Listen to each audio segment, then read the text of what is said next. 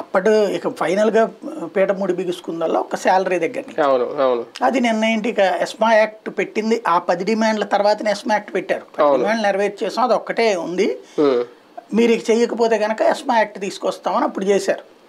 ESMA act పెట్టినా ఏం చేయలేరులే మీరు అని చెప్పేసి హడావిడి చేశారు. నేను ఎస్మా యాక్ట్ కింద ఉద్యోగాలు తీసేయడం బిగిన్ అయ్యింది.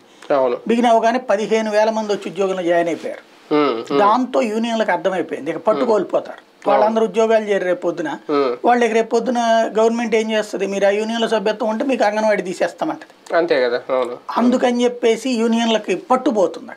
కాబట్టి అర్జెంటుగా వీళ్ళ దగ్గరకు వచ్చి ఏమిటంటే మీరు వాళ్ళ మీద కేసులు పెట్టకూడదు, వాళ్ళ ఉద్యోగం తీసేయకూడదు అనేటువంటిది. చివరికి షరతు మారింది అదనమాట. జీతం పెంచండి అని కాకుండా వాళ్ళ మీద కేసు పెట్టబాకండి, వాళ్ళ ఉద్యోగం తీయడానికి వీల్లేదు అని చెప్పి అట్లా తీస్తే మేము ఊరుకొని తీవ్రంగా పరిగణిస్తాం. ఇప్పటిదాకా తీవ్రంగా కాకుండా స్వల్పంగా ఏమైనా పరిగణించారు. ప్రభుత్వం బెదిరించి లొంగ తీసుకుందా? అంగన్వాడీ కార్యకర్తలే వాళ్ళే ఇంకా వెనక్కి తగ్గారా? వాళ్ళే వెనక్కి దగ్గర అంటే మొండిగానే ఉంది ప్రభుత్వం.